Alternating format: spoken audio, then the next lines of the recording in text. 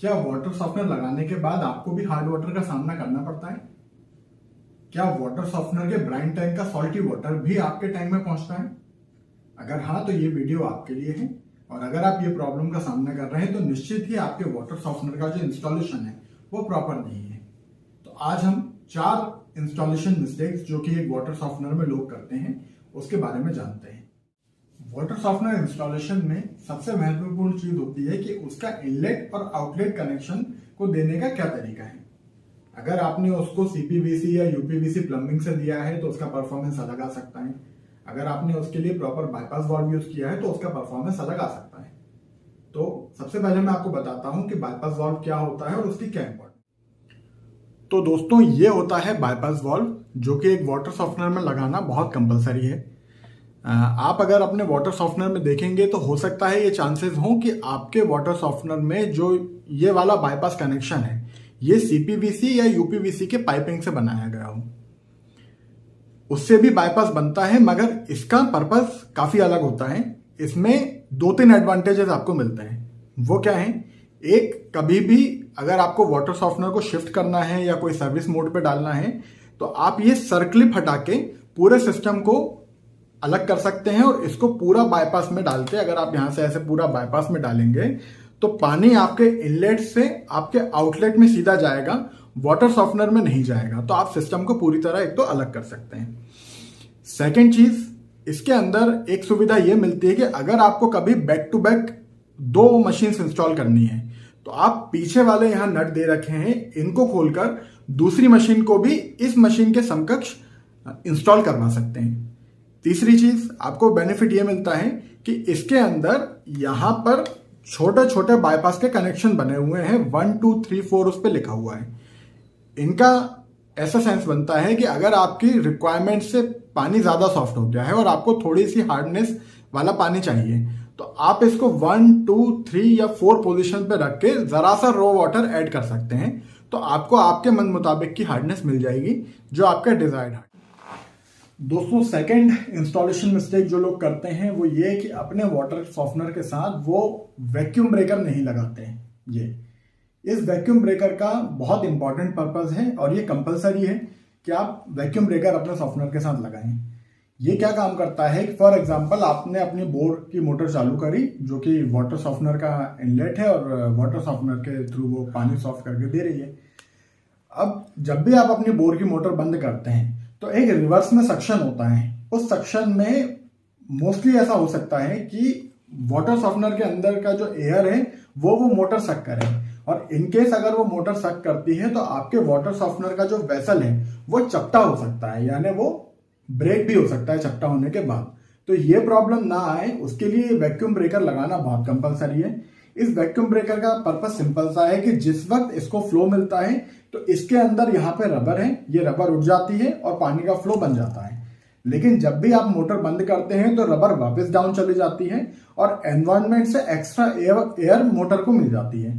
तो आपका वेसल हमेशा हमेशा के लिए सेफ हो जाता है। दोस्तों, अगली बहुत इंपॉर्टेंट चीज है और ये अभी लेटेस्ट टेक्नोलॉजी भी है। तो ये अगर आप अभी करंट में कोई वाटर सॉफ्टनर लगवाने का प्लान कर रहे हैं तो ये कंपलसरी है कि आप लगवाइए। इसको कहते हैं LPBFT। LPBFT का मतलब ये होता है लो प्रेशर बिफोर टाइम। इसका सेंस ये है कि अगर आप ये इंस्टॉल करते हैं LP तो आप सॉफ्टनर के पोर्ट को ये कमांड दे रहे हैं कि वो ये भी कैलकुलेट करे कि उसको रिजनरेशन के वक्त sufficient quantity and sufficient pressure से वाटर मिल रहा है कि नहीं मिल रहा। तो अगर आप इसको इंस्टॉल नहीं करते हैं तो सॉफ्टनर ये कैलकुलेशन नहीं कर पाता और जिस भी वक्त वो रिजनरेशन लेगा वो ये मान लेगा कि उसको पानी मिल ही रहा है और उसको प्रेशर मिल ही रहा है।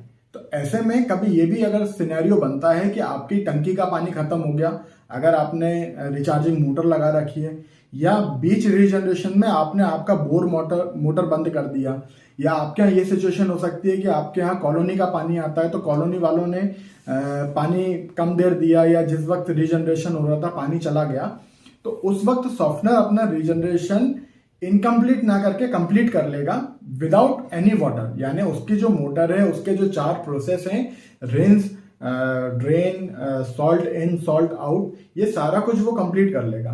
इन सच केस ऐसा हो सकता है कि आपका जो मेन टैंक है उसके अंदर सॉल्टी वाटर चला गया, क्योंकि जिस वक्त सॉफ्टनर ने सॉल्ट वाटर को कंज्यूम किया था और उसके बाद मान लीजिए पानी चला गया, तो सॉफ्टनर अपनी प्रोसेस घुमा के कंप्लीट कर देगा।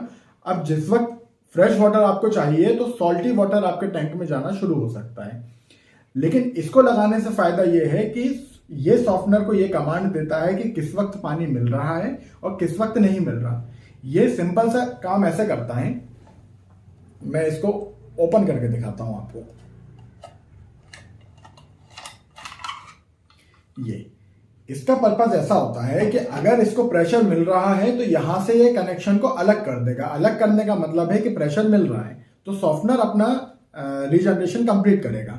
अगर प्रेशर नहीं मिल रहा तो ये रिंग बंद रहेगी, सॉफ्टनर को कमांड मिलेगा कि प्रेशर नहीं है, तो सॉफ्टनर अपना रीजनरेशन वहीं पर आइडल रखेगा। यानी इन एनी केस आपके टैंक में हार्ड वाटर नहीं जा सकता, ना ही सॉल्ट वाटर जा सकता है, क्योंकि सॉफ्टनर को प्रॉपर कमांड मिल रहा है यहां से कि आपका पानी है नहीं है, क्या सिचुएशन है। तो ये बहुत इंपॉर्टेंट है, और ये अगर आप अभी प्लान कर रहे हैं वाटर सॉफ्टनर लगाने का तो ये कंपलसरी आप लगवाइए। फोर्थ मिस्टेक जो एक वाटर सॉफ्टनर इंस्टॉलेशन में लोग करते हैं, वो ऐसा करते हैं कि वो अपने वाटर सॉफ्टनर के साथ कोई रिचार्जिंग पंप नहीं लगवाते।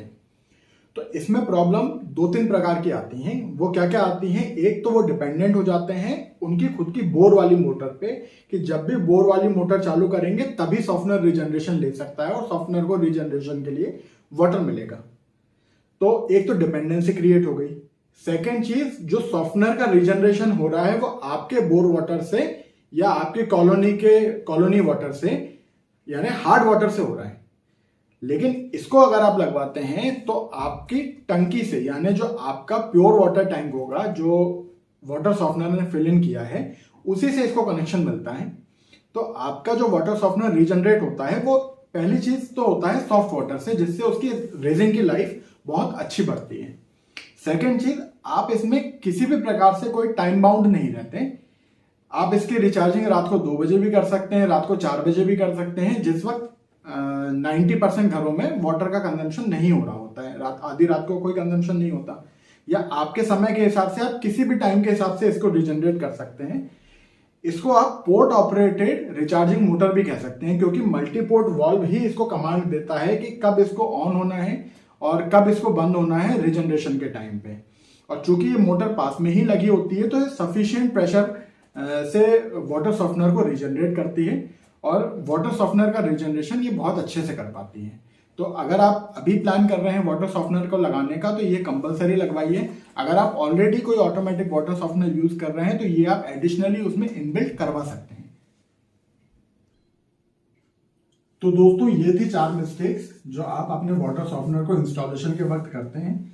अगर आप ये सारी मिस्टेक्स को एलिमिनेट कर देंगे तो आई अश्योर यू आपको हर वक्त वाटर सॉफ्टनर से सॉफ्ट वाटर मिलेगा, आपके टैंक में कभी भी सॉल्टी वाटर नहीं जाएगा, और आपका वाटर सॉफ्टनर हमेशा हमेशा प्रॉपरली रिजनरेट होगा। और ये भी रहेगा कि एवरी टाइम जब भी वो रिजनरेशन हो रहा है तो उसको प्रॉपर पानी मिल रहा है, क्योंकि हमने इन सभी टेक्नोलॉजी का इस्तेमाल करके पूरा कमांड दे दिया कि कब पानी मिल रहा है कब नहीं मिल रहा। ठीक है, इन सब के बारे में कोई एडिशनल जानकारी आपको चाहिए तो नीचे दिए गए नंबर पे आप कांटेक्ट कर सकते हैं, कॉल या व्हाट्सएप से, या कमेंट बॉक्स में भी अगर आप कमेंट डालेंगे तो मैं उसमें आपको जवाब दे दूंगा। अगर इस वीडियो में मुझसे कुछ बताना छूट गया है तो भी आप मुझे कांटेक्ट करके कोई भी सवाल पूछ सकते हैं, मैं या मेरी टीम आपको उसका जवाब जरूर दे देगी। Thank you so much.